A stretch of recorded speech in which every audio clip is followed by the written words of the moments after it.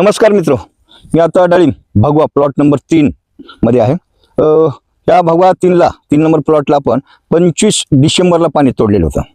25 डिसेंबर ते काल अखेर याची जी प्रॅक्टिस आहे, मग छाटणी असेल, इथेल असेल, इथेलचा दुसरा हात असेल, 0.34 का 0050 सोबत क्युराक्रॉन असेल, ह्या सगळ्या फवारण्या झालेत।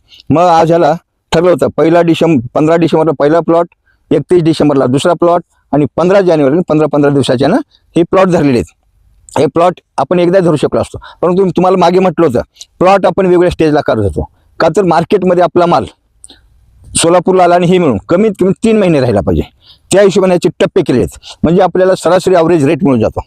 आज आता याला सकाळी 8 वाजता पाणी लावलेलं आहे। आणखीन एक अर्धा तास लाईट आहे, याला 8 ते 4 अर्धा तास लाईट घेते, 7.5 तास पाणी होईल याला। 8 तास पाणी द्यायचे नियोजन होतं। जमीन थोडी चरडभरड आहे, त्याच्यानंतर फार काही पोयटा नाही, चरडभरड आहे, त्याच्यासाठी याला खूप ताण बसलेला आहे। आता ताण बसला, तुम्ही म्हणाला ते पानं आहेत सर, पानं काही करत नाहीत, पानं ही 5-6 दिवसात गळून जातील, का मृत झाले पानं आता ते। म्हणून ह्याला आज काय केलं, पहिल्या पाण्यासोबत 1261 एकरी 6 किलो। आता ह्याला आज आणि उद्या पाणी होईल का, तर ॲट ए टाइम हे 8 एकरला पाणी होणार नाही।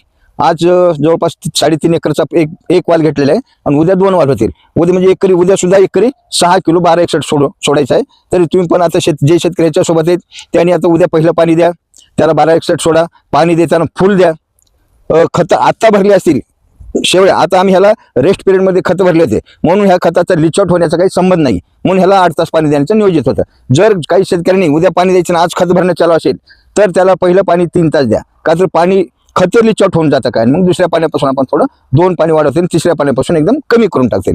जे शेतकरी बांधव ह्या प्लॉट सोबत आहेत त्यांनी उद्या ह्याचं नियोजन करा, पहिलं पाणी द्या, पाण्यासोबत 1261 द्या, म्हणजे तुमचे हे याची स्टेप चालू झाली। आता 1 नंबरमध्ये आता एक महत्त्वाचं काम राहिले, आता हे कटिंग केलेल्या काड्या येतात, हे का इकडे दाखवू ह्या काड्या, आता ह्या काड्या काढून घेणार। आता बाकी सगळ्या प्लॉटच्या काड्या वगैरे काढून घेतलेले, गेल्या वर्षी कपड्यात टाकलेला होता त्याचे एका दुका दोरे, त्या दोऱ्या सोडून घेणे, दोरी असेल तर सोडणं गरजेचं आहे, नाही तर काय होतं ते फांदीला काचतं आणि फांदीला कच्चा पडून ती फांदी मोडते। जर कोणी शालीमार कपडा वगैरे टाकला असेल, दोरे असतील त्या काढून घ्या, कटिंगच्या काड्या असतील त्या काढून घ्या, म्हणजे तुमचा प्लॉट आजपासून रेग्युलर झाला। मग ह्याच्या पुढची प्रॅक्टिस तुम्हाला जास्त दिवशी दाखवण्यात येईल। नमस्कार।